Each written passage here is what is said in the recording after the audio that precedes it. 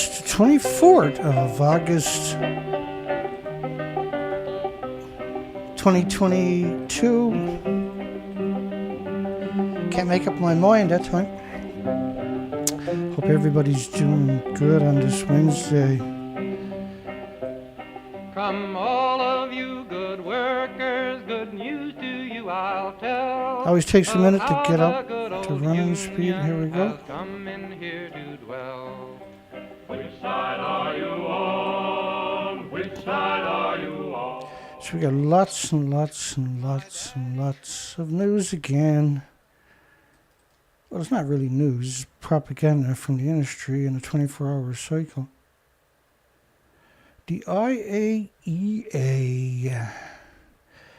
Rafael Grossi's the current head of the IAEA. He'll never be, unfortunately, a human.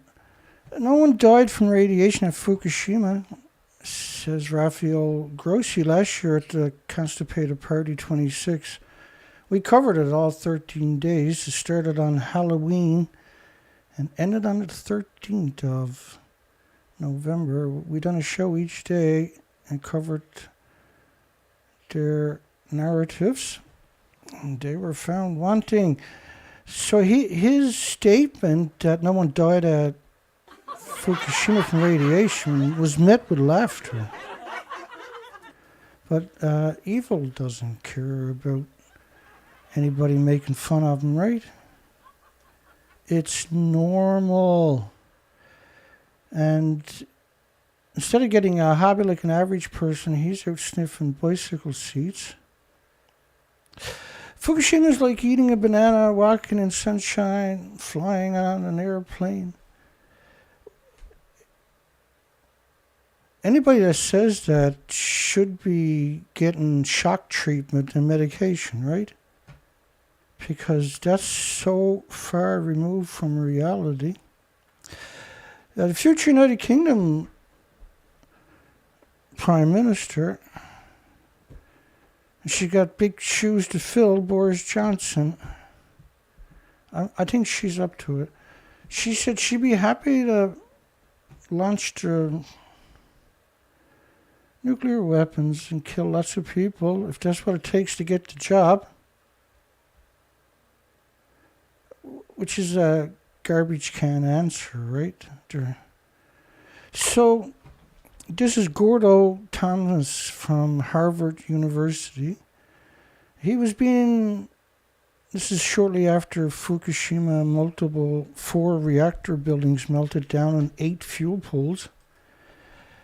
He's going to describe to you what a lethal dose is in sieverts. And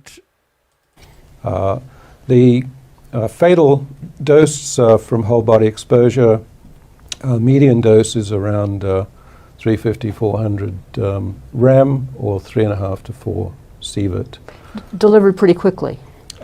Delivered over a period of hours, but in that case death would follow over subsequent weeks. So your organs start melting and they don't stop, right? So the water from the tanks is 2 sieverts an hour per liter.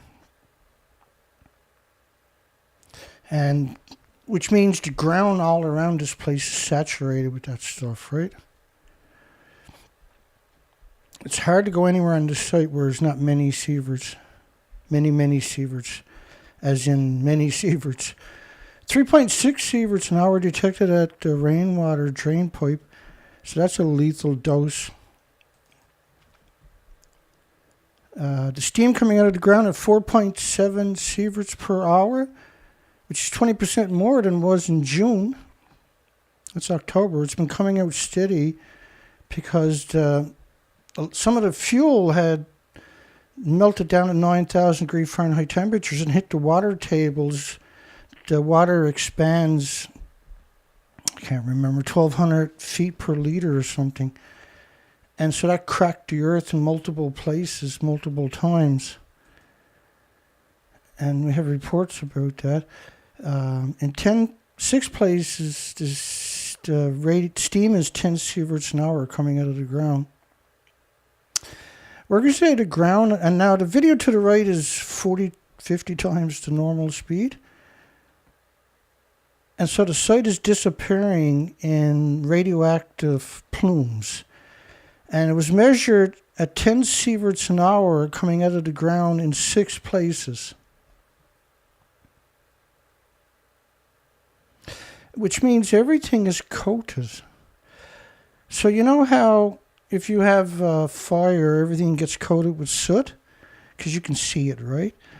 Well, this is the same thing, except everything gets covered with lethal doses of radiation. The sidewalks, the streets, the poles, the trees. Fatal radiation levels at Fukushima exceeded 10 sieverts per hour. So that's 3 times the fatal dose. It's you're at a nuclear meltdown. This is not a controlled environment. It's coming out of the ground. By the way, the Geiger counters, the stationary Geiger counters, max out at 10 sieverts per hour.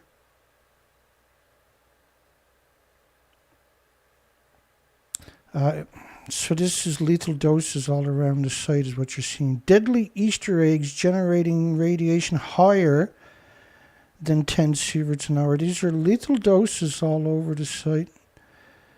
Radiation levels of several dozens of sieverts near reactor 2. Monitor detected 100,000 sieverts per hour.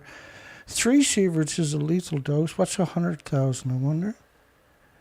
Because, that's reactor 3, reactor 4. They ejected fuel all over the site. Outside of reactor 1 was 1 million sieverts per hour, which is a lethal dose from a long distance away. But that gives you an indication of the sort of hazard that you're concerned. So a few sieverts, if the dose looks as though it'll be more than 2 or 3 sieverts over a period of plume passage, for example, then you know that you're in a potentially lethal situation. Whereas speaking in microsieverts is not helpful. Speaking in microsieverts is not helpful, which I sometimes calls unisievers. And you'll have to excuse me because of, you got to realize, like, I cover so much material that I don't actually cover on the shows, and I've been doing it for so many years, because they've changed the measurement of radiation, right? REMS, picocuries, there's all kinds of different countries use different measurements. It's not an accident, it's designed to confuse you. Okay, so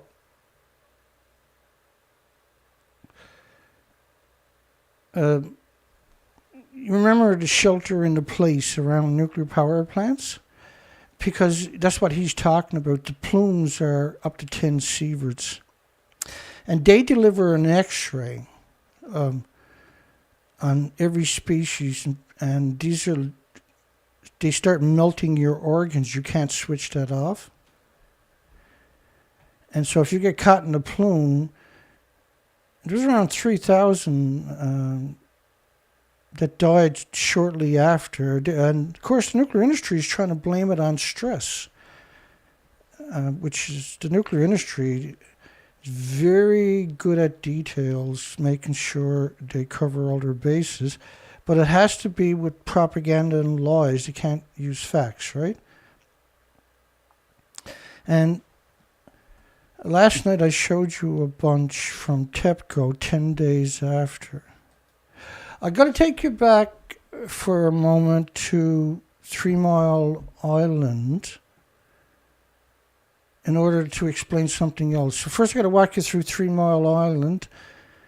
And so radiation being vented, radiation. So currently they like to say there was no releases.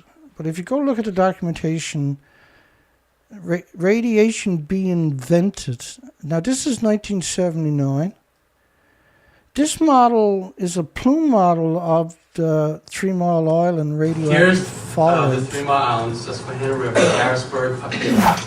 So these are the estimates from the dosimetrists under the funding with the court order that I showed previously.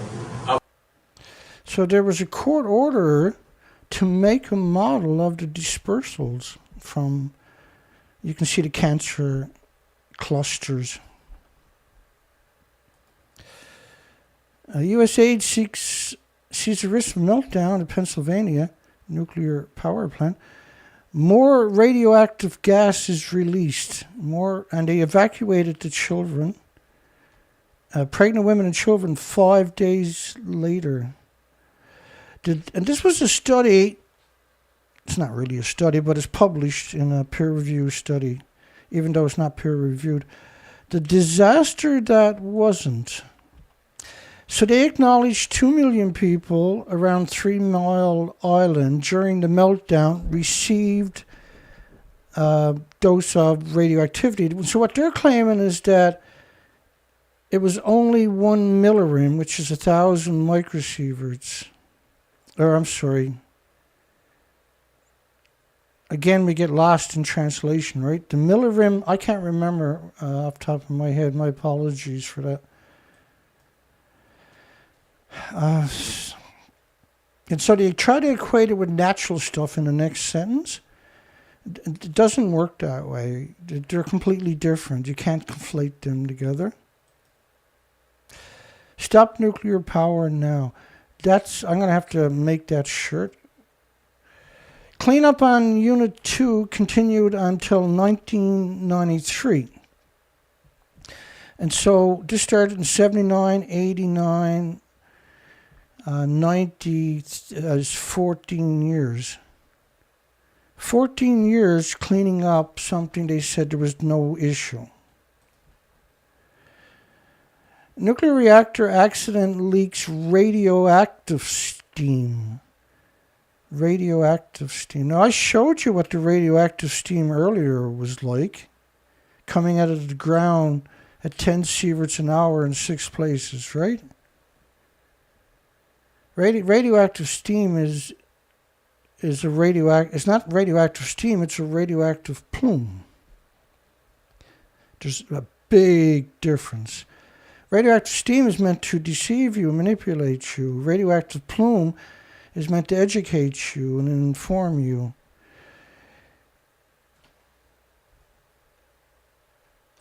That's in the wrong spot.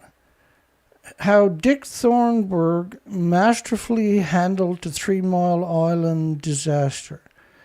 So he's there with the black glasses on alongside of Carter at 3 Mile Island. Now, he was just governor for 71 days. He knew almost nothing about nuclear energy when it melted down. And he refused to issue an evacuation order because it could create a panic, which is what they said, of course, at Fukushima in multiple medias worldwide. They didn't want to evacuate because it would cause a panic. Like, you have 100 to 120 sirens around most nuclear plants. At that time, they didn't. And that's why we have sirens now, by the way, because activists after 3 Mile Island were able to get it adopted in the legislation. Because the nuclear industry doesn't want it. They have to pay for it on top of that. And they shouldn't be in charge of it because it's the industry. It's absurd to put the industry in charge of itself.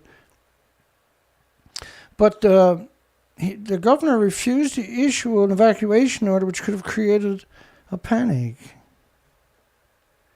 That's the reason you're supposed to panic, because you only got moments to make a rational decision, figure which way the wind is blowing, and avoid the nuclear power plant emissions. For most people, they can't navigate that on top of that. Ultimately, he correctly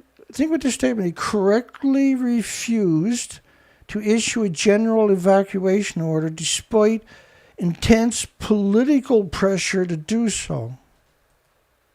Everybody who knew about it was saying, you got to evacuate. He was like, no, I get to make that call.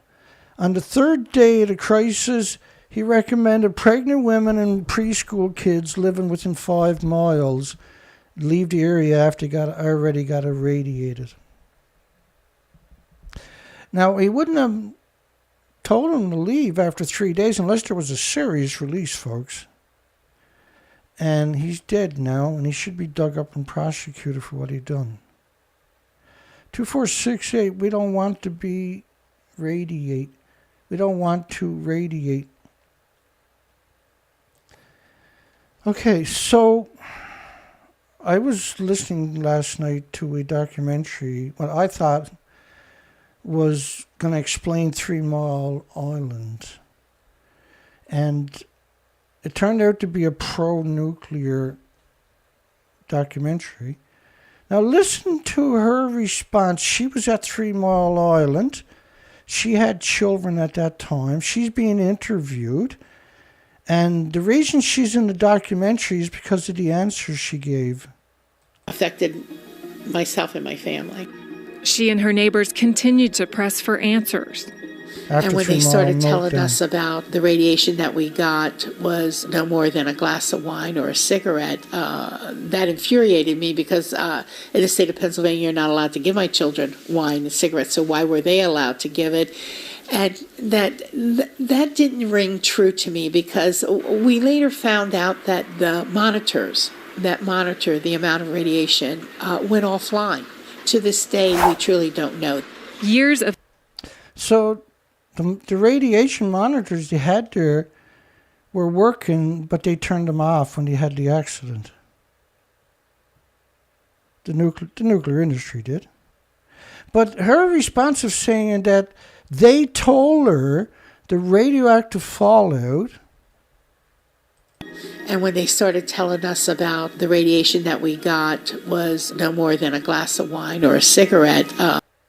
No more than a glass of wine or a cigarette. A cigarette. A cigarette. Wow. Okay, and so you seen earlier where they said that they got a milligram, 2 million people, but it was harmless, right? That's an outrageous, unbelievably outrageous statement, folks. If you go look up this story here, testing of evaporators began at 3 Mile Island, because I got to explain 3 Mile Island so you can understand what's next. So testing of an evaporator began at 3 Mile Island, which was Arnie Gunnarsson and Lake Barrett. 3 Mile Island, who sacrificed an awful lot of people. Arnie used to brag, people used to go in that worked for me would go in for 3 minutes and they would get a lifetime dose. They would have died. They died. That was immigrants, right, or something. Nuclear academics are not going to get a lifetime dose under any circumstances. They'll push you in there. 3 Mile Island nuclear power plant workers prepared Wednesday to begin testing equipment used to boil off 2.3 million gallons, because they dumped the rest of it, of water contaminated in the nation's worst commercial nuclear accident. They dumped that too, replaced it with river water, but didn't tell anybody and said, well, we're going to boil it off. It was dumped, folks. The release effects on the average person living within 50 miles of 3 Mile Island will be less than the amount of radiation received from a year of watching color television. Color television. Robert Gale does human transplants of legs and arms and hands and feet and fingers and stuff like that. So he should be a pretty nice example of a human, shouldn't he? Robert Gale from Imperial College of London. Lifetime cancer risk for workers at Fukushima. Here's what he told them. He said you get more radiation from 14 cigarettes than you do from working at the nuclear meltdown. Or you get more radiation driving 600 kilometers in a car than you do from working at the nuclear meltdown with multiple reactors and fuel pools.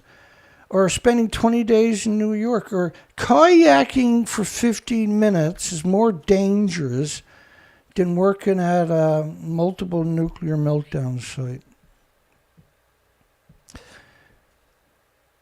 This industry is insane, obviously, right? And the more evil you are, the more prestigious position they'll put you in. And so Robert Gale, he does the transplants in the United Kingdom. His partner in crime, Kathleen Higley, who's actually worse than he is, she radiates children in her spare time. She's also a professor at Imperial College Universities. And we've seen her going around the world doing presentations on Fukushima. She'd make Robert Gale blush. So 3 Mile Island, allegations of pet deaths after, was supported by top universities, and reports of enormous increases of cancer, infant mortalities, birds disappeared. Okay, so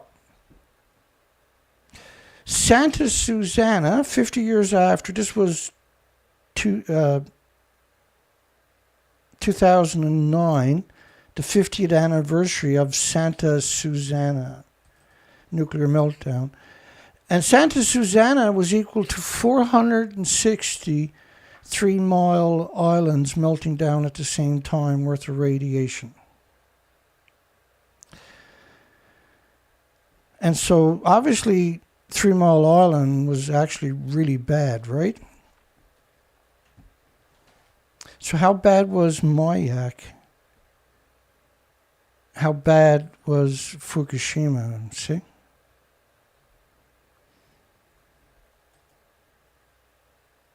And 50 years later, and even now, 60-something years later, because it happened in 1959, they still haven't cleaned that site up. That's 460 times worse than 3 Mile Island. And as I showed you, 3 Mile Island cover-up is the standard, right? Since 1979, this is... telling people is like drinking a glass of wine or smoking a cigarette was the dose they got. Or telling them is like watching color television for another year.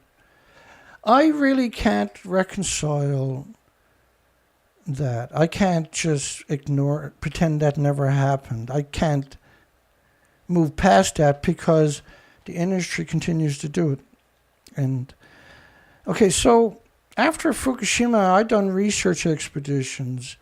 The Red Arrows, where we went on the ocean for 4 to 5 months a year. And we went to all of these places over and over, year after year. When I say me, I mean me. When I say me, I mean me. And 2.7 miles per hour, wing on wing. And so we researched this heaven and hell. And here's what we discovered about Fukushima radioactive fallout, was that it wiped out the species. These are before and after pictures. There's just a few. Please don't turn away. I went back year after year. They didn't return. This is an extinction event. Fukushima is an extinction event. So I went there and verified that the species didn't come back. I went there year after year for 6 years, all the way to Alaska each year, and the species didn't come back. The coastline didn't recede itself, which the only way that can happen is if the ocean is exterminated. So when you affect the nursery of the Pacific Ocean, now this is true for the Atlantic Ocean too.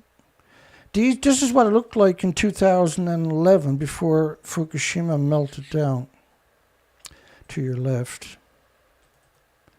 It's permanently exterminated. You have to wake up. You have to make a stand. This is Earth's last stand. So when you see headlines saying deteriorating Fukushima plant threatens mass extinction around the world, it's because of the radioactive fallout.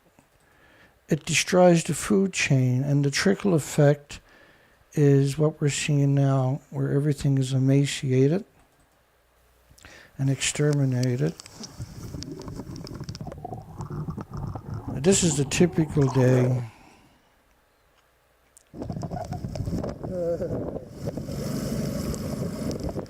That's the end of a typical day, too. Mind you, that night I washed up on the rocks in a hurricane, and we've done thousands and thousands worth of damage. And you got to realize I'm in the middle of nowhere by myself for months at a time. We have to find out if this was real, and so we have. Here's a story, thousands. It was actually 6,000. Now they say 7,000 gray whales alone have died in the last few years. And we've covered a majority of them. They were emaciated. So the radioactive fallout, highly contaminated marine snow. We're about to get into the regular news cycle here in a moment. Just got to get through the last couple of these, last 4 or 5 of these. Highly contaminated marine snow covered the seafloor at least 2,000 kilometers. Cesium remained dispersed throughout the water column from the surface to the ocean floor. So when you hear them talking about tanks, they're trying to distract you away from what's happened instead of what might happen. You should think about what's happened. And I just showed it to you. And by the way, radioactive sea spray has been shown to blow hundreds of kilometers inland. And they knew this because they studied insects, and they found that insects up to 200 kilometers from the coastlines of ocean were acclimated to more salt in their diets, and radiation is liberated through the same vector. Fukushima melted fuel is drifting in the ocean on the land, lacking, this is a nuclear expert talking, lacking containment. It ends up in the coastline and blows into communities. People get an exceptional dose. Well, you can't just have people get an exceptional dose. The insects, the birds, the animals must too. And if they're all getting exceptional doses and we're all getting exceptional doses, what's happening in the ocean? Well, I showed you, didn't I? Health harm will go on for thousands, if not tens of thousands of years. And the last one. New York Times, ocean life faces a mass extinction, and we may be on the precipice of an extinction event in marine wildlife. That was January 18, 2015. I was on the ocean at that time on research expeditions. So when they talk about cesium, they don't talk about all the cesium. And curium isotopes is the biggest byproduct of the radiated fuel rods, not cesium or iodines. The model over there is France's model. That's radioactive fallout over 16 days. So just before we jump into the news cycle, my video last night was 2 hours, 3 minutes, 44 seconds. And after 12 hours, that's going to change. So if you don't watch my video in the first 12 hours, you're going to get something that's missing. Now it's 2 hours and 3 minutes and 51 seconds. So 7 seconds longer. It's 7 seconds longer. Hi, everybody. How's everybody doing? Thank you, Dana and Asana. 709-589-4406. 709-589-4406. You can call in if you like. We got a great poll tonight. Should pro-nuclear be classified as a dangerous psychiatric disorder? And should they get shock treatment and medication? Will that cure pro-nuclear? I don't know. I think the people that tell the lies that we show tonight should automatically get life in jail, minimum. And if there's a death penalty in the state where the two, that should be sought.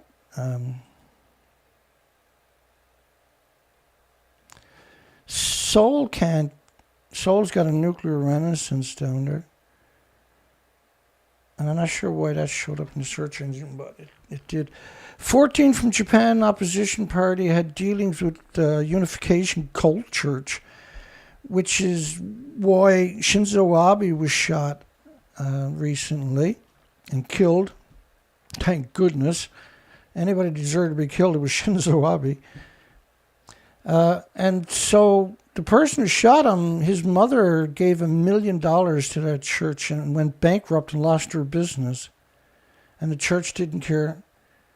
It turns out 14 from Japan's opposition party had dealings with the church, whatever that means. Shinzo Abe was disgusting. And what was really interesting was they mentioned Idano, who's led the party since 2017 until his defeat in 2021. He was the government's top spokesperson during the 2011 Fukushima nuclear meltdown, and I never caught him being honest a single time.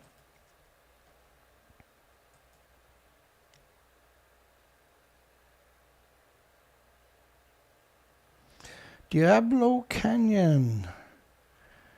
State lawmakers are expected to vote this week on a bill that would lay the groundwork for Diablo Canyon's continued operation.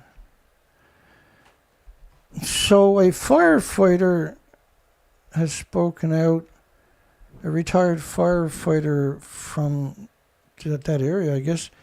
I'm missing the main piece of the headline for some reason. And he was saying that they got to update the country's emergency alert system, the county's alert system, if you keep Diablo Canyon open. Offer regular training for the department personnel, providing emergency cooling water for storage reservoirs in the ocean should a Fukushima-like loss of off-site power occur, because they're dependent on two external dedicated power plants, big, massive power plants.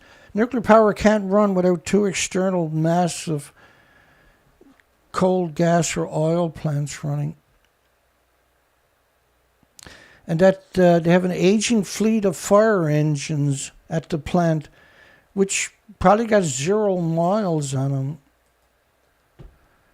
Develop a wildfire protection plan so you don't lose off-site power was a great idea. Require routine training for local fire departments, law enforcement agencies at the plant.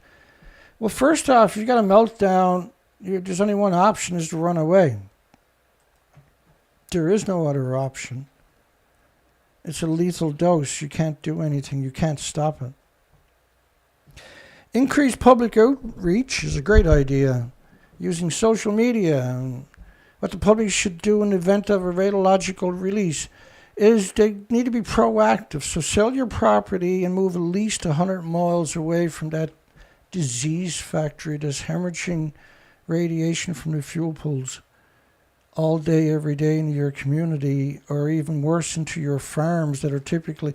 That's one of the few places not surrounded by farms, I notice. The majority of the 440 nuclear plants on the planet are plugged right smack in the middle of prime farmland, so the farmers can whisk the radiation to the supermarkets for them. It's genocide, isn't it? Conduct emergency operations center training exercises, not just of the scenario, what to do during the initial emergency phase. You can't do nothing. You got to tell everybody to run, or worse, shelter into place. which is a death sentence. Also, what to do over many weeks, months, and years to help the community recover. You don't recover from a nuclear meltdown. That's the opposite. Chernobyl is a prime example where you run away, you leave your graveyards, your communities, your possessions behind, your pets, and you never go back. Leave your pets tied on so they starve to death like Japan was good at doing. It's shameful. Critics slammed Durnford's plan to replace nuclear power with natural gas. Can you imagine being Durnford? He's in hostile territory. He's in Ontario, in nuclear hell, right? That's actually what they call nuclear hell. And they're literally goblins in Canada, the nuclear industry. They meet all the criteria of a monster in Canada. He didn't get the memo on the growing dangers of climate change. Didn't get the memo. That's, well, he did get the memo. You got to be pro-nuclear. Pro-nuclear means kill everybody but keep nuclear. That's quite a disease factory. It's extremely brittle on top of that from the neutron bombardments. It's a 100% disease factory, supposed to close down. And they're trying to use the Russian invasion of a country NATO had their eyes on. Basically, Russia stole NATO's girlfriend. It's called Ukraine. Ontario planned to replace electricity generation where an aging nuclear plant closes in 2025. Has critics saying the province didn't get the memo on the growing dangers. In other words, you can't close it because you need it for climate change. That's the cover story, right? This is why the nuclear power are genocide machines. They're disease factories. The fuel pools are just still splitting the atom with no containment. How can the world just not understand that? How does the world not acknowledge that? How does that actually work, I wonder? I'm totally confused that nobody sees that as an issue. IAEA competition, innovative data visualization of operating nuclear power plants. So they want students, because the International Atomic Energy Agency is United Nations. Same as UNSCLEAR, ERPA, the IPCC, ERPA. All of these agencies that are popular worldwide for the nuclear industry are basically UN. They're one and the same, right? But they can get together now and bully you. You got all these different organizations. If people don't understand, they're all from the same organization, the military-industrial complex, or as George Bush Sr. called them, the New World Order. So they want, as usual, they go after children. They want to have competitions as usual. They got tons of competitions going on worldwide with school children, eh? And asking the children to come up with ideas how they can help enhance plant life management. They don't do this with adults. They only do it with children, see? They're 100% groomers and predators. Grand PUDI nuclear option. Well, the media is going to blow it completely out of proportion. If someone says, well, what is this small modular reactor? The media will come out, hey, they're getting small modular reactors over here. Boy, that's great.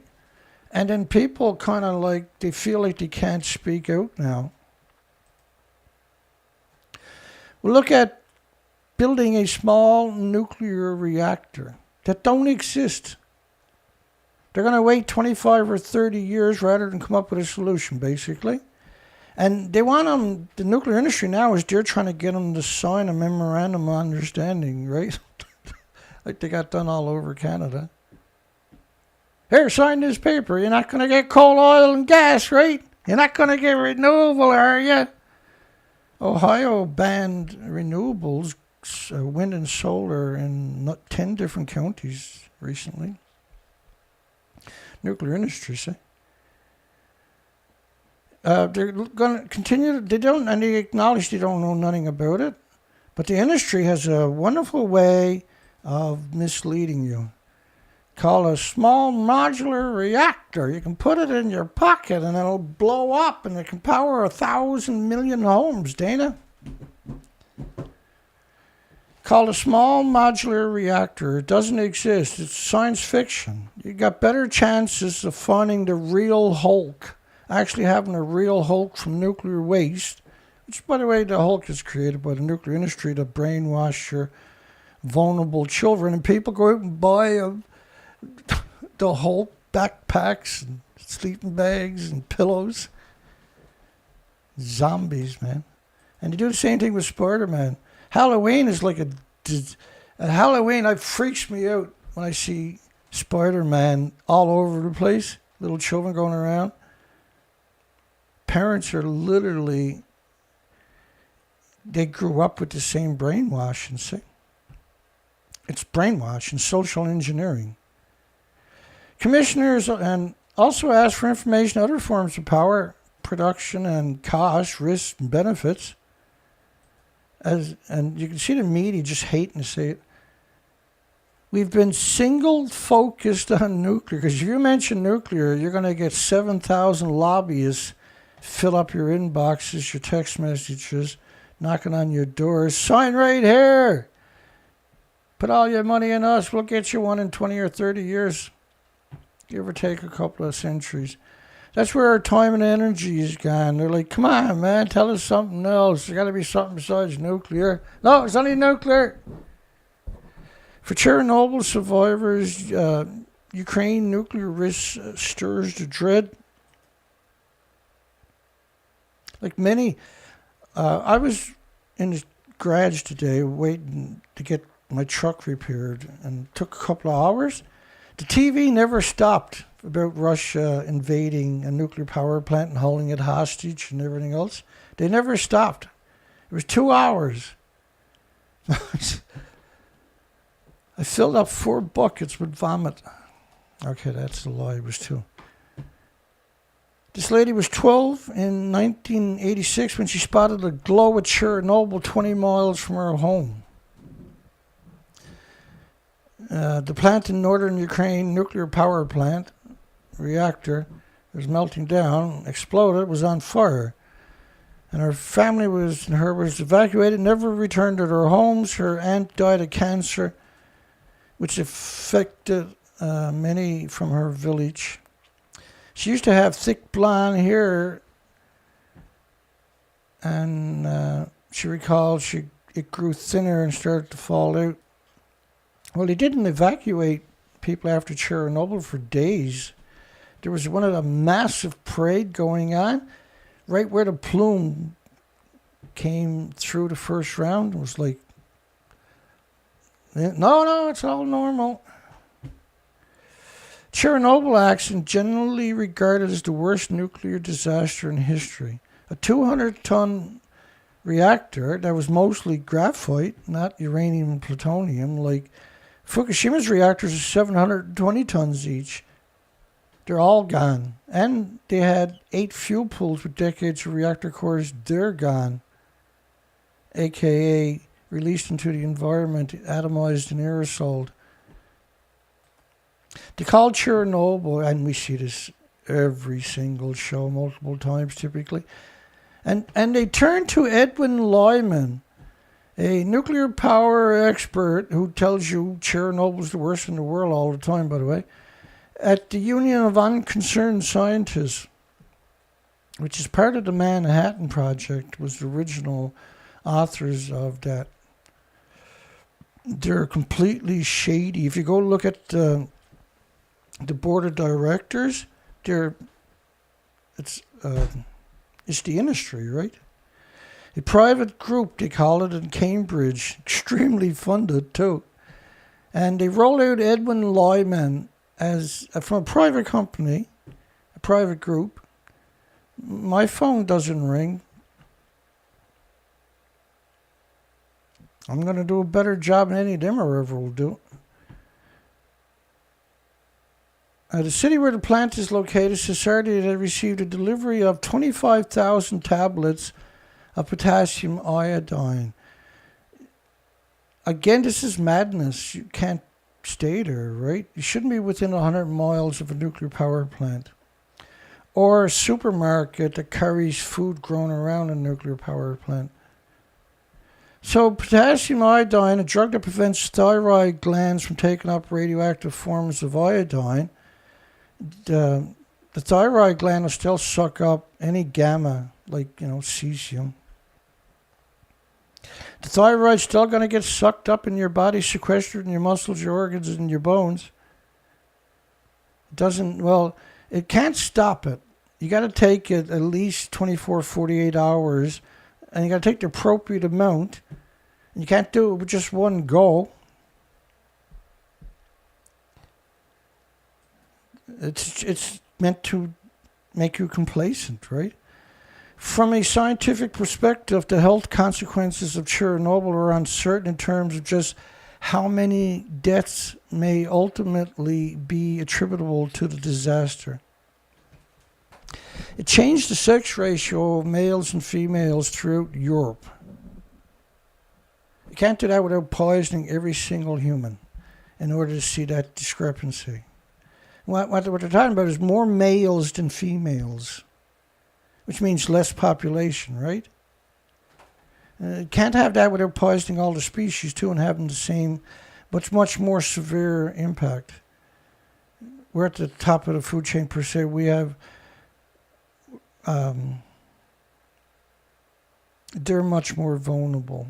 Let's put it that way. And so they're going to quote United Nations generally. What is generally undisputed is that dozens of people died of acute radiation syndrome. Well, they were jacking people with buses off the streets at gunpoint, and there was somewhere between 600,000 and 1 million people sent into Chernobyl. The claim that dozens of people died is absurd. It was 600 helicopter pilots, all of them died, for goodness sakes. UN experts have also estimated radiation could cause UN, which is military-industrial complex, 195 militaries. 195 Ted Bundys, basically. Nuclear bomb tests at Edmund Field remain obscured by Mar-a-Lago and Montebello in the mist of time. Britain, Australia has the biggest cancer, for instance, per 100,000 population. What Britain done, waited for the wind to blow across Australia, and then they set off their nuclear weapons. They also set off over 700 dirty bombs where they wrapped plutonium and, fission products like plutonium and uranium, 235 for instance, wrapped it in conventional explosives and detonated it over 700 times. And then they had people going with Geiger counters to looking for, documenting the dispersal. They didn't do it in Britain. They went all the way to Australia. And they also waited for the wind to blow across the country.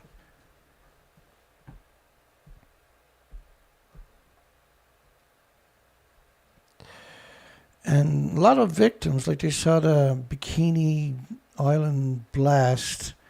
Well, one of the blasts, if that's what you want to call it, was Castle Bravo. And Castle Bravo was the first hydrogen bomb. It was equal to 1,000 plus Nagasaki, because it was a plutonium bomb. It was equal to 1,000 plutonium Nagasaki bombs going off at the same time of radioactive fallout. That's a nuclear war, see? Just that single bomb. That's what nuclear testing was. It was a nuclear war. Instead of firing at each other, they just fired at themselves. And the British were smart enough to go to Australia and fire at themselves, but everybody else just stayed in their countries and fired at themselves. That's a nuclear war.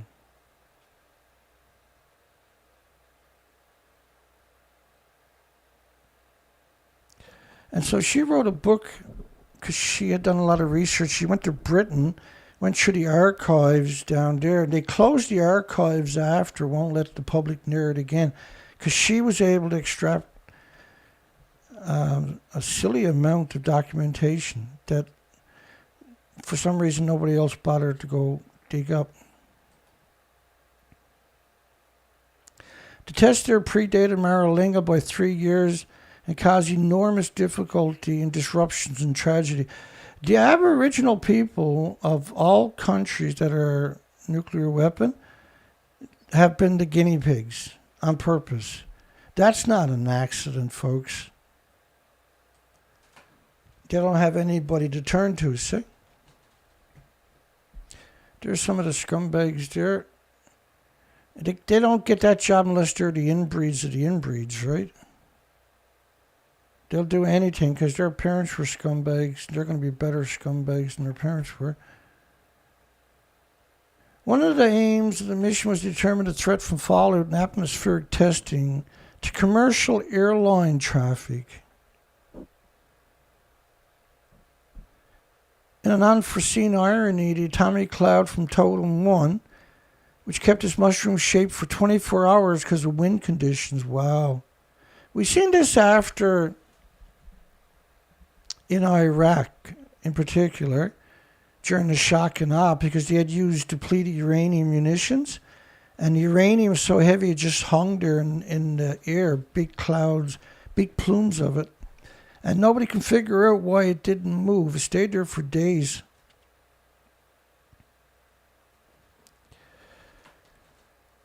But the black mist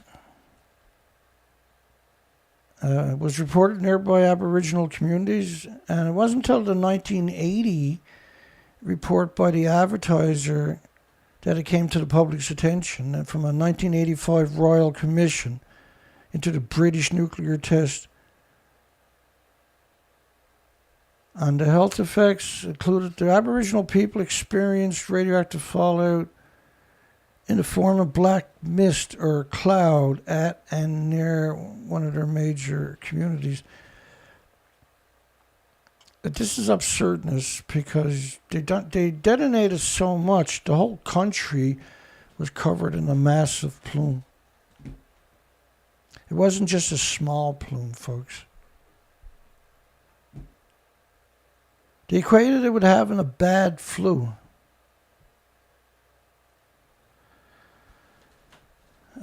The whole story, that's a great story people should read. Emotionless Liz Truss says she would unleash nuclear annihilation if necessary. That's coming from the Mirror. They're crazy, batshit lunatics as they get down there. The letters of last resort. So if she's elected, they'll take her into the room and a special room show her the letters of last resort. That's where they're going to use nuclear weapons, apparently. It would mean global annihilations. Well, the people didn't elect you to destroy the planet. You can't protect your country by destroying the planet. You protect your country by being diplomatic. And Gorbachev is not a good teacher. He gave away everybody's pensions, for goodness sakes. A coward. It was a coward thing to do. Canada must support nuclear disarmament. A letter. That's a great idea, but it's Canada. Canada is nothing but nuclear goblins in the government. Nuclear goblins have taken over all the universities and all the medias. Canada is completely destroyed. There is no Canada. There's nuclear, but there's no Canada.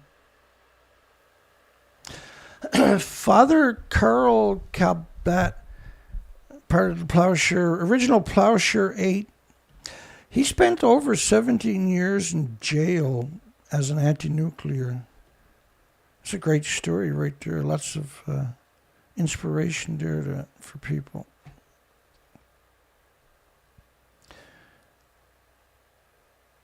"17 years in jail because he understood how evil nuclear actually was." Amazing, folks. 4 times the U.S. government nearly killed us all with nuclear Armageddon. Now, he worked for Russia Today for years, right? And Russia Today actually was going to get me to do a nuclear show years ago. But of course, there would have been a black eye for Russia. Japan turns back to nuclear power in post-Fukushima shift. This is posturing, because everybody I talk to, because they know I deal with radiation, I'm like, Dana, what the hell is going on with Russia and Ukraine, Dana?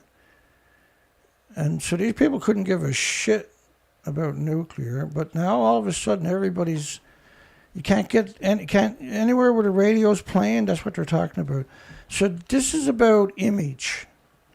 So there was probably 60 headlines today of this. So when you see that, it's always the same paragraphs, the same authors. That's the social engineering machine. Japan and there's a few vultures, of course. Japan embraces power. This is nonsense. That's what I mean. If you say, well, we should get some nuclear, the whole nuclear industry will put you out in every media on the planet as a sign of the times. Japan signals return to nuclear power to stabilize it. How are you going to stabilize it, by using nuclear? It's going to take you 10 to 15 years to build a new nuclear, if you're lucky. Japan returns to nuclear power a decade. These were all the major medias I'm showing you, right? Bloomberg, blah, blah, blah, blah, blah. Japan to push for next generation power. Japan plans to build next generation reactors. Is nuclear power push to combat energy crunch? Ultimately, they're talking about small modular reactors. Japan to push for next generation nuclear reactors. These are the reactors that don't even exist anywhere on the planet. And then Forex, which is stock market, right? Showing disgusting nuclear plants surrounded by farms. That's not the one I wanted for you. Not there. Hang on, I'll come back to that. Where the hell did it go?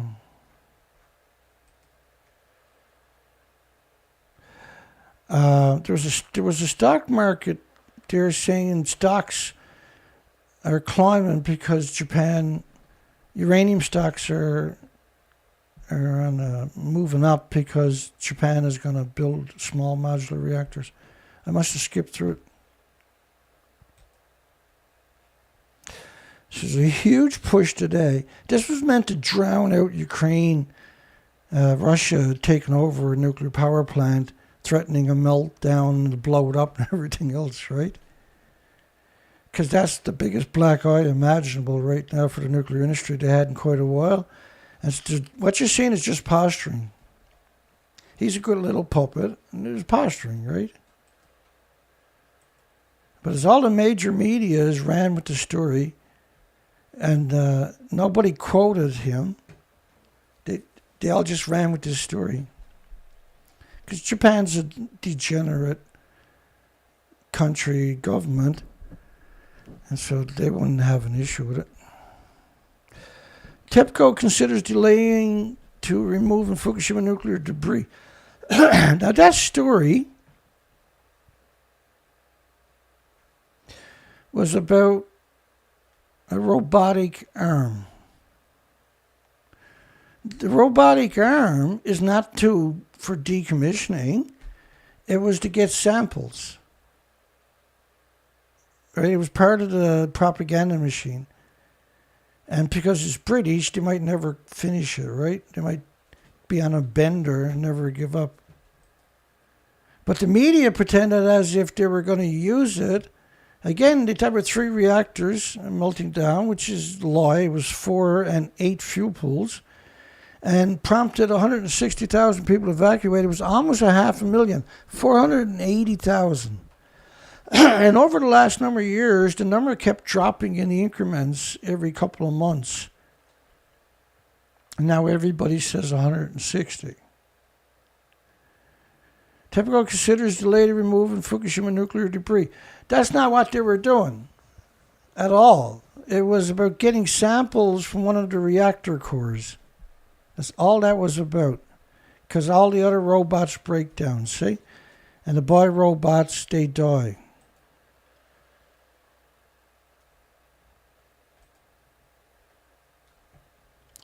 Japanese government. The only person that speaks out for the Japanese government is the Prime Minister. To support its goal of reducing carbon emissions. And if you've been around a while, you probably just pulled a lot of your hair out like I did when I seen that. And they're going to extend the reactors beyond 60 years. They're not supposed to be 40 years, right? And such an extension could spur concerns about the safety of aging reactors that are more prone to accidents because they become brittle from neutron bombardment. This is strictly about posturing because right now there's a catastrophic public relation nightmare. It's called Russia capturing a nuclear power plant and firing 155. The Ukraine is using NATO's 155 millimeter depleted uranium munitions. It's really something. He's a friggin' idiot. That guy is an actual idiot. Russia's going to stomp the whole country into the dirt, and there's nothing you can do about it. That's part of the agenda, right? That's the agenda. They're just like a pawn on the chess board. They're not a knight or a rook or a king. They're a pawn. Irreversible consequences of a nuclear accident. Well, China has betrayed us by claiming that all the radiation is captured in tanks at Fukushima. China knows better. I'm not scared of the guard with the gun. I'm scared of that long, tall, skinny stack there. That's where they pump radiation from the fuel pools and other emissions up at. The tall, skinny stacks. That's what they're for. And they're usually connected to the incinerators because you have incinerators on nuclear sites because they're allowed to burn radiation, dirty bombs. We must not allow the tragedies of Chernobyl, Fukushima nuclear accidents to be repeated. Well, the only way to stop that is to shut down all fuel pools and nuclear power plants worldwide. India, Modi, who's very tight friends with Canada, gains traction with new plants on the way. There's a huge push in India for nuclear. He's a degenerate sack of excrement. France, like if nuclear wants a black eye, you probably got to look no further than France. Got half their fleet down from corrosion. Got 6 others shut down because of a drought. Many more about to shut down. They got exemptions for 5 reactors. So there's probably no fish left in any of the rivers now because they didn't shut down. It's the worst drought that they know about. It's the geological records of over 500 years. And this is caused by Fukushima. Global climate change, the accelerant, has been nuclear for 80 years. But Fukushima was the catalyst. Invisible plumes covering the entire planet, pulsing energy every second for millions of years. I'm sorry, Fukushima. Here's what global warming is. Oh. It's an invisible plume covering the planet, pulsing energy every second. That's not the one I wanted to get. That's just another one of the many, right? That's another model. That's a good model, mind you. But day 19, not covering the entire planet of radioactive fallout. Or as France likes to say, day 16. After 16 days, there was nothing that wasn't contaminated on the entire planet.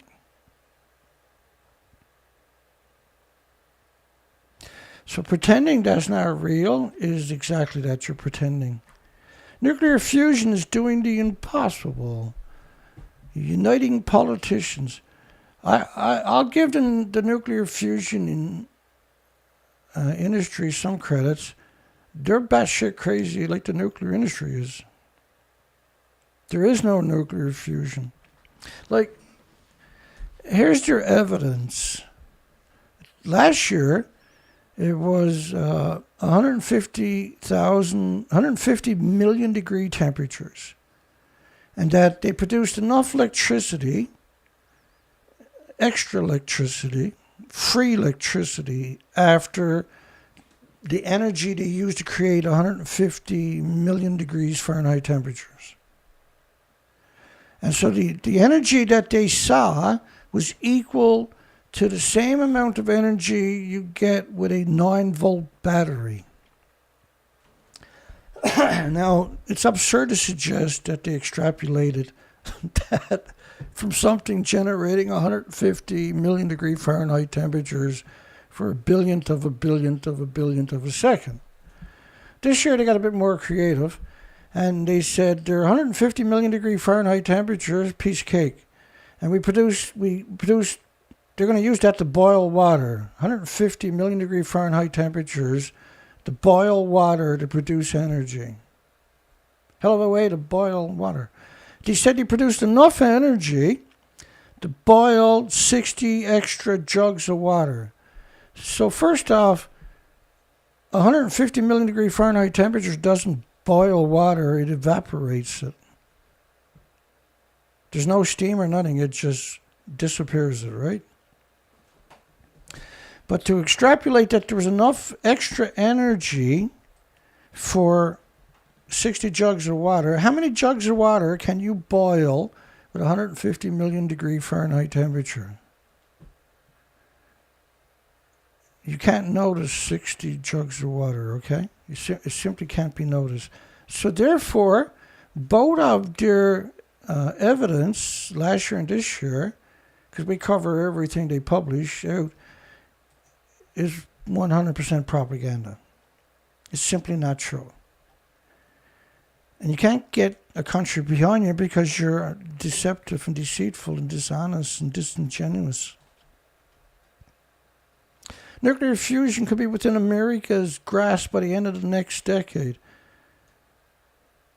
By the end of next decade.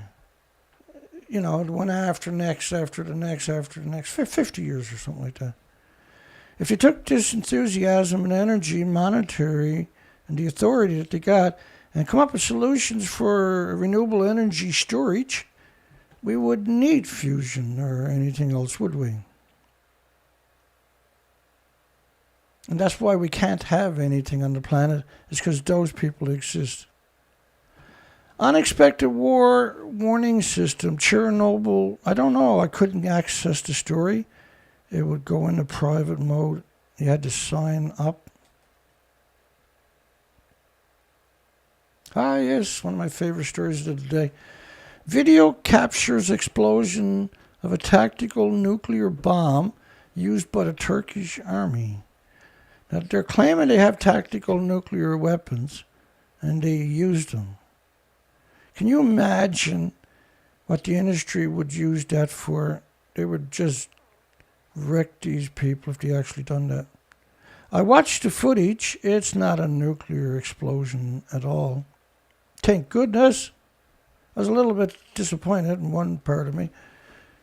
And so the story goes, a bunch of the soldiers are carrying a small tactical nuclear weapon, and they're putting it in one of the tunnels where all the rebels are hanging out, and they're going to nuke them. I watched the video.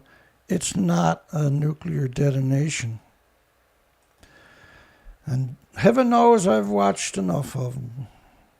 But that's not one.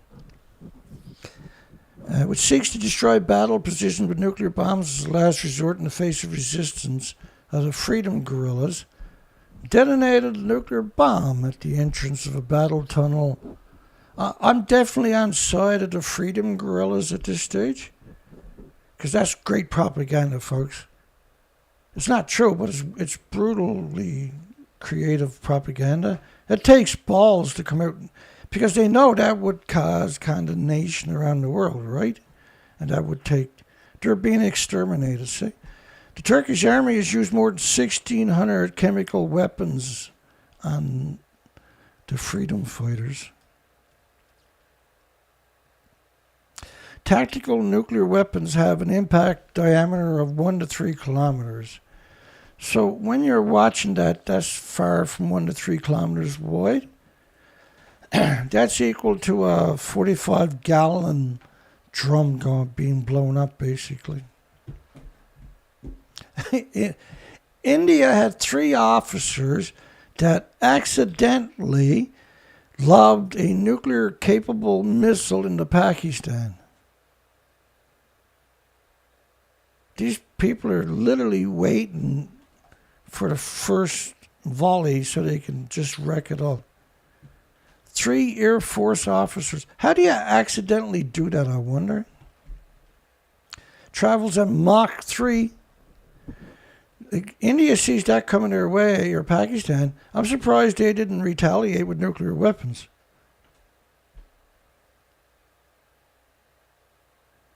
Well, if you're traveling at 3 times the speed of sound and you only travel 77 miles, I'm totally confused.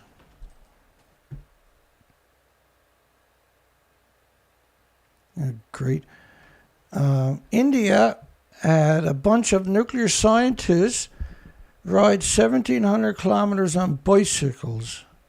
It's something you're not going to see in North America. Rode 1,700 kilometers in India to promote nuclear to the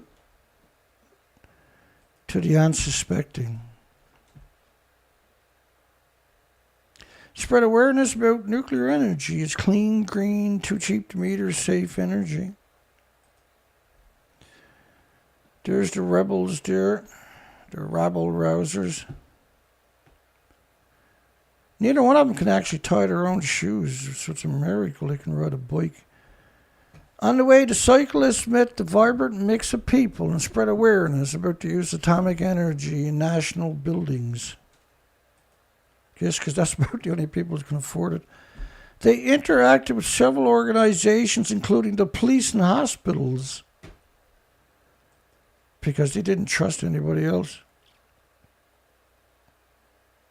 Healthcare technologies developed by the Department of Degenerate Atomic Energy. And I can guarantee you that the Atomic Energy Agency in India are incredibly degenerate subhumans, like the bicyclers are. Top nuclear scientists.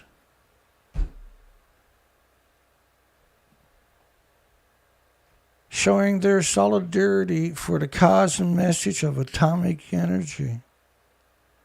They arrested 12,000 people for protesting just after Fukushima, a new nuclear power plant, charged them with sedition. They can't get a job, they can't go to school, can't go to university, they can't get a bank account, they can't get a driver's license, and they still haven't been through court. And they drag them back to court 2 or 3 times each year. They got to go back to their community. 12,000 of them charged with sedition for protesting a disease factory known as nuclear power.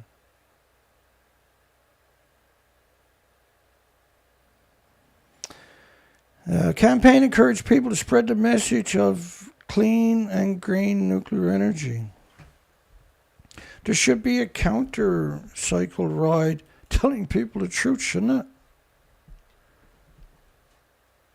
I mean, that is friggin' disturbing. I've covered a lot of just what the hell stuff, and that's way up there.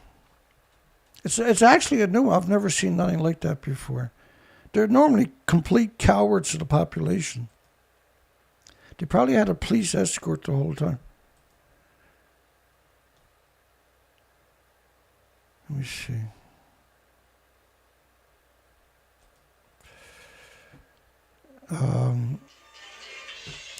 Using sports for science. Hey, we got a call for James. Sorry, James. Hang on, buddy. I'm coming. Wait for it. Oh. I dropped the phone, James. I'm sorry. Just bear with me 1 second. I got you. Okay. A little too quick there, Dana. Well, yeah. Go ahead. What a day. I needed to call in. I just went down I just feel like I had a really bad day today, going down a couple of rabbit holes where I stumbled upon this website called the International Youth Nuclear Congress. It's, right, which is I UN, don't want right? to get into that.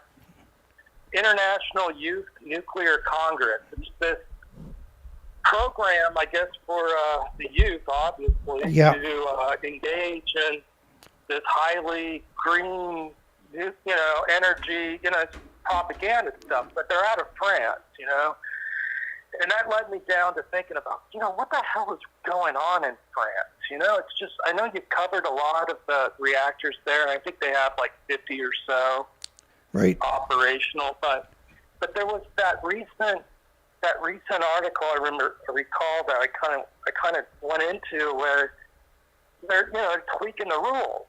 It's hot. It's real hot now. And they're like, well, the output of the water that coming out, we got to tweak the rules we got to keep it going. We got to keep it running. You give them exemptions, the rivers are getting hotter. But it just got into this. It got into this phase of mind where I'm thinking about, okay, what are the trade-offs in all this? Has anyone taken a serious look at the trade-offs? Now, we all can look at these annual reports from the IAEA where they're saying all these reactors in these annual years produce so many megawatts, terawatts per hour, all that kind of, gibberish that looks impressive to the layman, I guess, right? That's right. Like, No, wow, 100%. that's a lot of power. But they don't have any input coming in on like, well, this is what the off-site power requirements were for the year for all. Now it's not just like one water pump, right? At a nuclear power plant, massive water pump. So, well, they're not even massive, but they're specialized. Yep. There, yeah. In what they do, and the thing is, it's not maybe the thing is like, okay, yeah, they take in a lot of power from coal and gas, but hey, well, aren't we overlooking the fact of how much water these plants are sucking up every day? 70% in France of the fresh water goes to nuclear. Go ahead, James.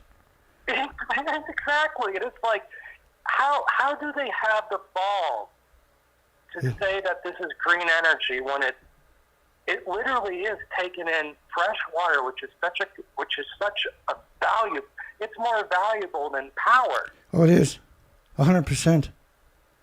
It's so they take in more water than a coal plant, than a gas plant. Yep. It goes on for them, and it's like that gets overlooked. And yet, what are they telling these kids? That this is still a good idea? That a pellet of uranium, a fuel pellet. They like to use this example all the time. One fuel pellet equals 1 billion giants, pounding stones, and it's like that's right, so ridiculous. It is. When they don't talk about what it takes to generate that one fuel pellet. How much energy does it take to make a fuel pellet? Right. They don't talk about that. It's way more than what they were claiming, and then in order to run the plant, like you said, they got to have a dedicated power supplies. The big, huge coal, oil, and gas plants dedicated to actually run the site. Because like you say, those water pumps are pumping 4,500 tons a minute. 4,500 one-ton pickup trucks of water every minute. Like, boggles the mind how much we're boggles it completely. Just to build them is massive. To the point where it's like the consciousness literally has a meltdown. I think that's what's going on here. It's like normal people just cannot process what's happening. You know, they just can't. You know, and it speaks volumes on what happens when there is a meltdown. What exactly happens when there's a meltdown? There's no place you can go other than you. Yeah. To get some sort of that's honest. Exactly. Yeah. That's just going to stick to the facts. If I wanted to, like, postulate and extrapolate, I probably would scare the crap out of myself because it's so terrifying. The truth is, right? Which I'm glad you brought up. Well, I was trying to think about it in terms of, like, you know, how would you, if you were to market to a crowd on what a meltdown is, like, how would you effectively do it? And I thought about the periodic table of elements, you know, and I thought about, I recall that there was a guy named Dmitry, who's a Russian guy, right, that came up with it. He invented it. And his favorite game was solitaire, right? So solitaire is kind of like based off the table of elements. And I thought, like, well, what would it be like to simulate a meltdown in that regard? And I thought, you just take this 500-pound gorilla, you take all the card decks out of Las Vegas, and you let that gorilla just keep throwing them over and over and over again. And whatever cards are facing up, those are the ones that have the elements that will kill you. And there's no way you could clean all these cards up. It's so massive that you just gotta get away from this gorilla throwing these cards everywhere. That's the goal, and it's going to happen as long as this gorilla is alive. Right. And what do you got to do to make people understand? Like, this is so bad. This is the worst thing you can do in the world, and you're calling it green at the same time. And it's ridiculous. Well, like what's going on is all this posturing from all over the world. Because right now the nuclear industry, because of Russia invading Chernobyl and then capturing a nuclear power plant, has a lot of people concerned who don't understand the big picture, but they kind of know Fukushima, kind of maybe almost, and so they're worried. And so the industry is reacting to that. And so the word, as you've seen in the last 2 months or something like that, the word green got injected. But in the last week or so, it's everywhere. All of a sudden, the word is every other paragraph. You got to have it. Well, they're throwing it everywhere. You're right. But one last thing. Yep. Have you ever heard of this guy named Dr. Ernest J. Sternglass? Does that ring a bell? Yeah, it does so.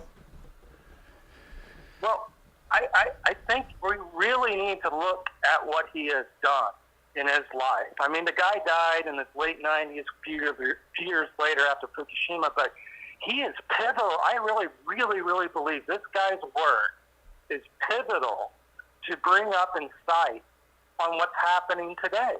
I mean, he dedicated his whole... I mean, the guy was mentored by Albert Einstein. And his work on, convincing the Senate that we can't be doing these atmospheric nuclear tests anymore, his work on trying to make medical equipment safer by not using film instead of using sensors so you have a lower radioactive dose. And it goes on and on and on and on and on. He understood it, yeah. He understood. I mean, if you looked at today, the world today, and we see what we're doing, what's taking place with, the things you're not supposed to talk about on YouTube. Right. He would point the finger right back over to Fukushima. I mean, Kevin points it out. It's plain as day. But this guy has the background, the science. He's accredited. That would have been like and the legacy. Right. It would make everything would make sense. Is what I'm trying to say. And it's like, I don't know how we. He was very eloquent too in his explanations. He he was one of the rare ones that was able to breach the conversation and make it tangible for the average person, right? Yeah, he was. Einstein put that in his ear. It's like, hey, don't go back to school. You don't, you're trapped. You gotta get away from all those people. Be independent. Yeah. He knew, and he's probably the only descendant of Einstein's. His love for the world, I guess you'd say. Well, yeah, he didn't grow up with Spider-Man and the Hulk, right? He grew up in reality. Right. Sorry, go ahead, James. Anyway, that's all.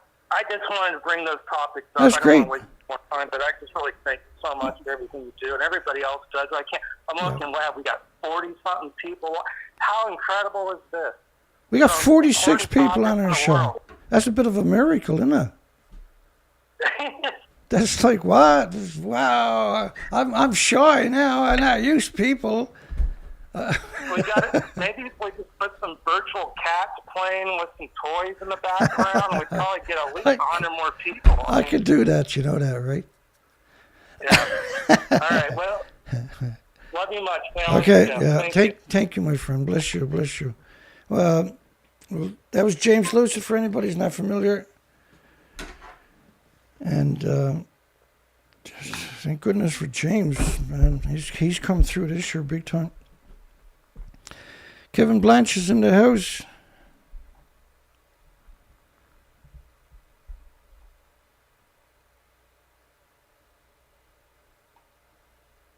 Hi, everybody. I love little stuff like that, right? Because it changes dynamics, and I got a whole lot more of that particular article to cover, and I was saying to myself, I was hesitant. I was like, I can't cover the rest of it because I'm getting worked up. And then the phone rang, and that was my excuse to just walk away. Scientific cyclist.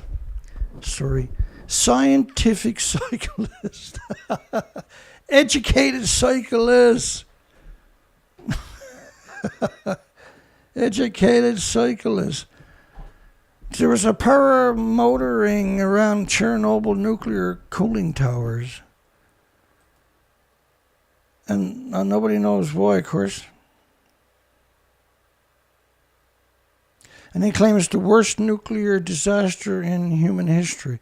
They gotta put it in there, haven't they? They can't say Chernobyl without saying it's the worst nuclear disaster. Don't listen to Dana. But he was having a grand old time. He was like, you literally, if you're going to go there with a fan kicking up radioactive dust, you're an idiot. You're actually an idiot to do that. There's stupid, and then there's this guy.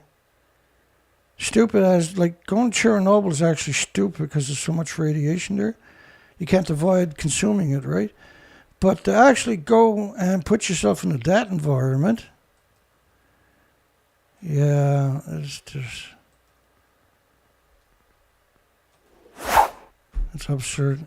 Nuclear for all is a real green policy in a dangerous world. Nuclear for all. Get rid of everything and just use nuclear, Dana.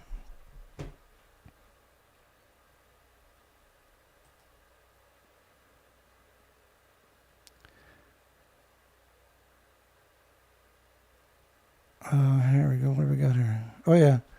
9 Ohio counties ban solar and wind projects under a new state law. We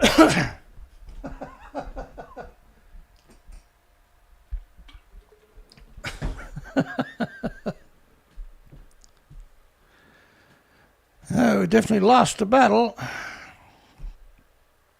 There was one county who's going to appeal it, but good luck. Editorial: California can't count on Diablo Canyon nuclear power, so it should spend now on renewables.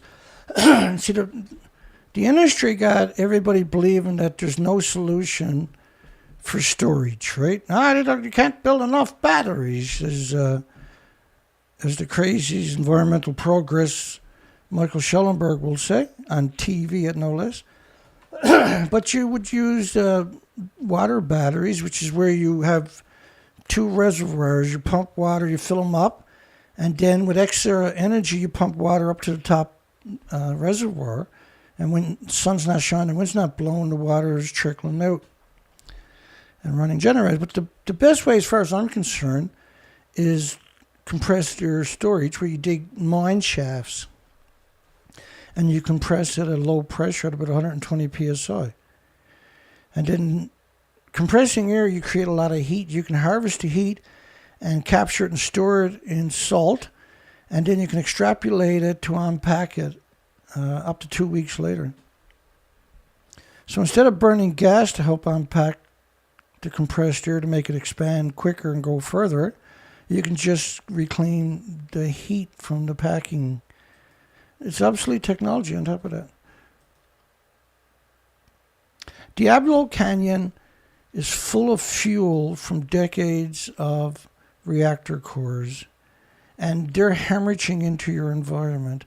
If you keep it open, that means it's just going to continue to hemorrhage into the environment, and you're creating more, and then you're polluting your whole... And they're not that far away from major populations on top of that. Holtec ramps up small modular reactor programs. You can't have a 2029 startup, right? And we covered this a lot recently, because you don't have a single one. You got to build it and get the kinks out of it. But you're not going to be able to start production. If everything goes perfect, you can't start production until 2028. But that's going to be the first run. You got to get the kinks out of that, re-engineer it, then rebuild the newer version with something that's not going to have... Now, the small modular reactors are going to be using mixed oxide fuel, which is illegal in Canada and the United States, except for the government themselves, which happen to be tolling with it at nuclear waste sites like Los Alamos and other places. These are crazies. So we got the upper control arm installed today, so I don't have to worry about a ball joint pulling out. But there's still squeaking going on. And I'm just wondering, did I screw up something when I had it apart a few weeks ago when we were doing... I was checking the rotors and the brakes. I ended up replacing the back brakes, but the front brakes were okay, right? So I'm going to have to jack it up tomorrow and get underneath it and see if I can figure out what the hell is going on. I took it out and drove it, and they said it's fine. Everything is fine, right? But I'm still hearing this. It's something to do with one of the tires. You can hear it rubbing. And the only thing that could be is something stupid, so hopefully I can find that tomorrow. We're waiting for the parts to come in, and it'll show up sooner than later for the idler control valves for the outboard, so we can put the boat in the water. But I mean, we got the truck is good to go, even though it got some squeaking going on. We got mass die-offs happening down here. And getting that upper control arm on today took a huge amount of pressure off my shoulders, because it's done. It cost $243, and we raised to $250 from it, which was what James Lucid, who called in actually earlier, donated. And so that was amazing that they even came, because normally they're going to overcharge you. So they estimated at $220, and they came in at $243. And so I'm super happy. Couldn't be happier. We had a late summer here, which means the bird die-off is going to continue. We got to get out to Bacaloo Island. Now, the snow crabs in Alaska, by the looks of it, I found 5 articles, and I captured all of that. It's an extinction event for the snow crabs. Nobody's seen it coming, they're saying. But the species that they're dependent upon are missing too, right? The species that they eat are missing. And so it's reasonable, plausible that they had starved to death and weren't able to reproduce successfully. And now, when I was doing the whole coastline, If I flip out, and I did at low tide, because there's nothing there to be seen, there's no color left on the coastline. I showed you that documentation earlier from the research expeditions that we've done over 6 years, 4 to 5 months a year on the ocean without coming home. One thing I did notice was when I flipped over rocks, I would see small crabs and little eels, but you wouldn't see them in the tidal pools themselves. And there was no predators, of course, because there was no species visible. And I showed you that documentation earlier at the very beginning, basically, right? And that was a great call from James there tonight. Again, right, I love stuff like that. And so we've been putting our number out for years, but rarely getting phone calls. So it's good to hear people. It's wonderful to hear people, actually. And I work so hard all day, every day. It's hard to believe this is Wednesday already. It's just, we start on Sunday, right?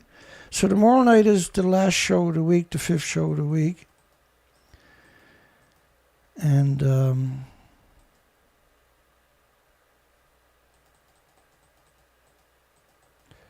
me get back up here.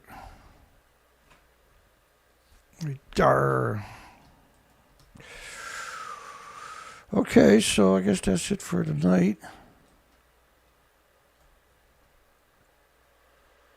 And we've done the news cycle, because most of the news cycle today was repeated stories. So our show was a half an hour early for a change. And it's not that I don't want to take breaks, and I don't take breaks. But I do notice after the show, it does take a couple hours for me to switch off, right? Because right now it's almost midnight. Well, no, it's 11:36. I'm just trying to get back on track here. Don't eat food from Japan or Canada. Definitely don't eat food from Canada, folks. Where are you two, Dana? I'm in Canada. Sucks. Hi, Joe. Dana. You're deadly as cod. I am going to do some codfish. I'm not to eat it, but I am going to do some codfish to look for tumors.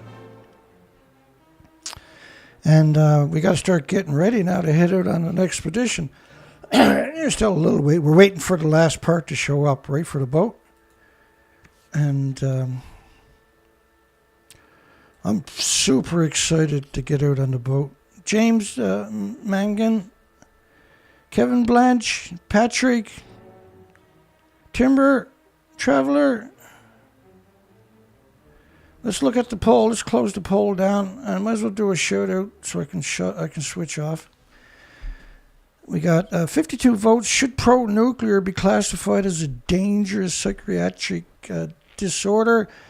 And should we give them shock treatment and medication to see if we can help them?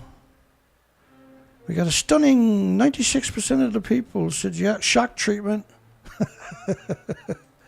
I think it'll work, Dana. So I hope people in the medical institutions grab nuclear academics and try shock treatment. Maybe that'll cure them. Maybe it won't. It can't hurt.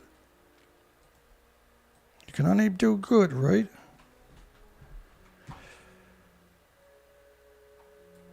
Thank you yourself, folks.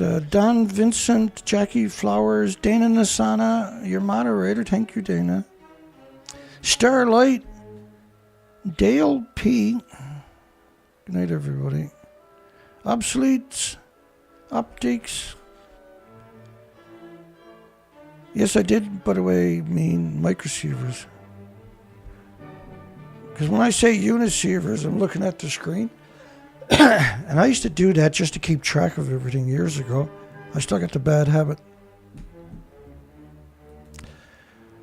And I probably won't stop anytime soon either. Richard McCann. Good night, everybody. Thinker. You know, Colette is out there, S somewhere. Swanee D will be boy in the morning. Daryl Murray, Stephen Young, is probably out there listening.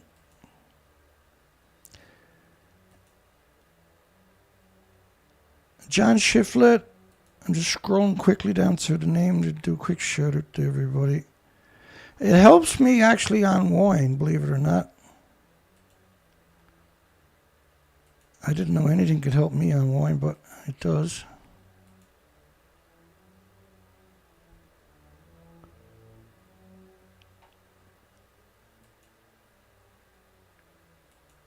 Let me see who else we got that I didn't shout out already. I'll turn that music up a little bit. That was a good show, and a ton of stuff. The first part we covered 3 Mile Island, for anybody that missed it, and how Santa Susana is 460 times worse. It's equal to 460 3 Mile Islands melting down at the same time.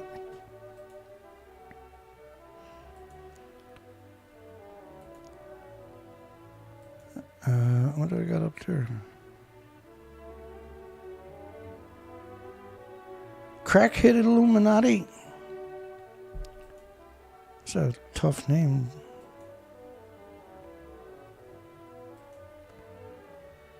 Just double checking to make sure I got everybody. We're almost down through the comments. I'm not gonna get... I'll read everything after.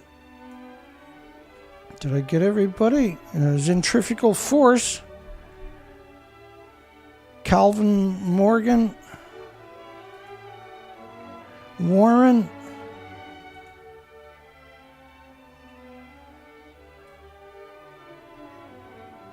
Yeah, I think I got everybody. God bless everybody. Have a great night. And a great day tomorrow. We'll be back tomorrow night for the last show of the week. Hopefully there's no emergencies. If you made it this far, don't forget to give us a thumbs up. If you're into that kind of stuff, it's pretty kinky. It costs a little, and apparently it goes a long way.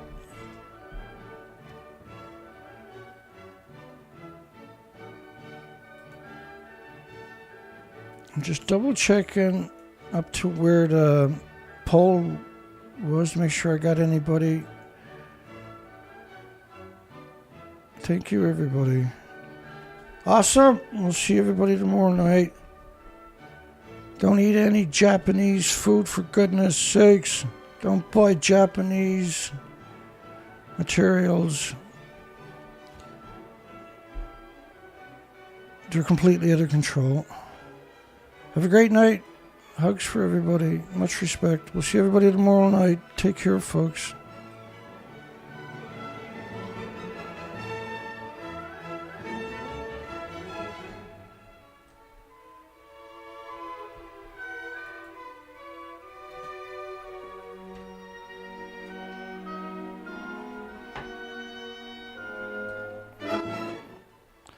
Take care, folks. We'll see everybody tomorrow night.